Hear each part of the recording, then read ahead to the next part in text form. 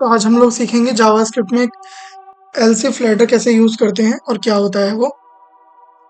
If else हमने last video में समझ लिया था। एल्सिफ लेटर का मतलब है मल्टीपल कंडीशंस इंटीग्रेट करना इफ के अंदर। इफ के अंदर जैसे हमने पहले पढ़ा था, हम यहाँ पे कंडीशन एग्जीक्यूट कर सकते हैं। अगर ये कंडीशन ट्रू हुई तो ये वाला पार्ट एग्जीक्यूट होगा, और इस तरह से हम मल्टीपल कंडीशन लगा सकते हैं एल्स इफ यूज करके, जितनी भी हम कंडीशन इसमें लगाना चाहते हैं। इसका एक बार हम लोग प्रॉपर कोड देख लेते हैं।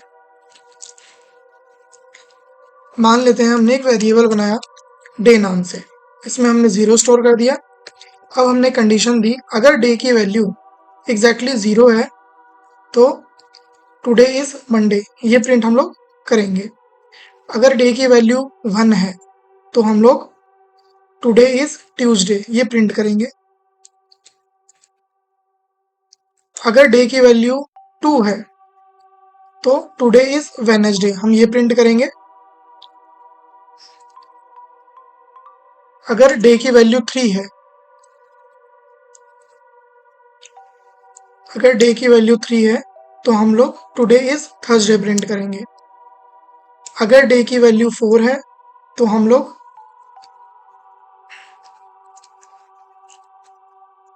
टुडे इज फ्राइडे प्रिंट करेंगे, और इसको हम क्लोज कर लेते हैं। अब जैसे कि हम देख रहे हैं यहाँ पे, पहले वाली क्लास में हमने सिर्फ एक बार इफ यूज किया था और फिर हमने एल्स का कोड लगाया था कि अगर हमारा ये वाली कंडीशन ट्रू नहीं है तो एल्स वाले पार्ट में वो चला जाता है। सेम लॉजिक को ये भी यूज कर रहा है। आगे सबसे पहले ये चेक करेगा कि क्या डे की वैल्यू 0 है। इसको डे की वैल्यू 0 मिल गई तो ये यहीं पे क्लोज हो जाएगा इफ एल्स, और प्रिंट कर देगा टुडे इज मंडे। लेकिन मान लेते हैं डे की वैल्यू हम यहाँ पे चेक कर रहे हैं 5, और डे की वैल्यू उसने चेक किया कि क्या 0 है। इसने बोला नहीं, डे की वैल्यू 0 नहीं है, तो ये इफ वाला पार्ट नहीं चलेगा, ये एल्स वाले ब्लॉक में आ जाएगा, जो भी दूसरे नंबर पे एल्स है। तो ये इस वाले पार्ट पे आ गया। एल्स के बाद में फिर दोबारा ये इफ कंडीशन से चेक कर रहा है, तो इसने दोबारा चेक किया कि क्या डे की वैल्यू 1 है। इसने बोला नहीं, डे की वैल्यू तो 5 है, तो इसने इस वाले पार्ट को भी एग्जीक्यूट नहीं किया। फिर ये इस वाले पार्ट पे आया, इसने चेक किया कि क्या डे की वैल्यू 2 है, तो इसने बोला कि नहीं, तो फिर उसने इस वाले पार्ट को भी एग्जीक्यूट नहीं किया, ये इस पे आ गया। फिर यहाँ पे भी इसने चेक किया, फिर ये वाली कंडीशन चेक करी। जब इसे ऊपर कोई भी कंडीशन नहीं मिली तब ये यहाँ पे एल्स वाले इस पार्ट को प्रिंट कर देगा। इसमें हम बोल देंगे console.log इनवैलिड आउटपुट। इस तरीके से हम मल्टीपल कंडीशंस को यूज कर सकते हैं। इसको ये आप देख रहे हैं, ये एक सीढ़ी के पैटर्न में बन रहा है, स्टेप बाय स्टेप चीजें बन रही हैं, इसीलिए इसको हम एल्सिफ लेटर भी बोलते हैं। अब इसी चीज का अगर हम आउटपुट देखें तो इनवैलिड आउटपुट उसने प्रिंट कर दिया क्योंकि हम 5 को चेक कर रहे हैं।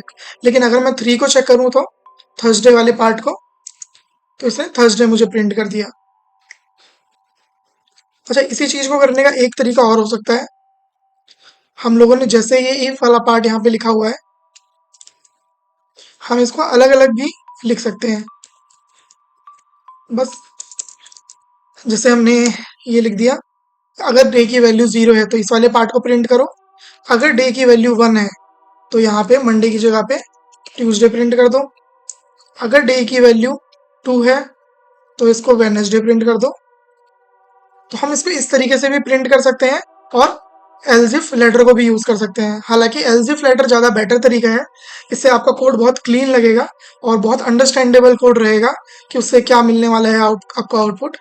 बट आप इस तरीके से भी इसमें कर सकते हैं, बस आपको एल्स लिखने में इशू आएगा। यहाँ पे हम अगर इस वाली कंडीशन में एल्स यूज करते हैं तो ये 2 की वैल्यू अगर नहीं है, चाहे वो 1 हो चाहे वो 0 हो, इनमें से किसी भी कंडीशन में ये इस वाले पार्ट पे चला जाएगा। लेकिन हम ये चाहते हैं कि अगर इसकी वैल्यू 0, 1 या 2 नहीं हो तब ये एल्स वाले ब्लॉक में जाए, तो वो हम इसमें यहाँ पे पॉसिबल नहीं है।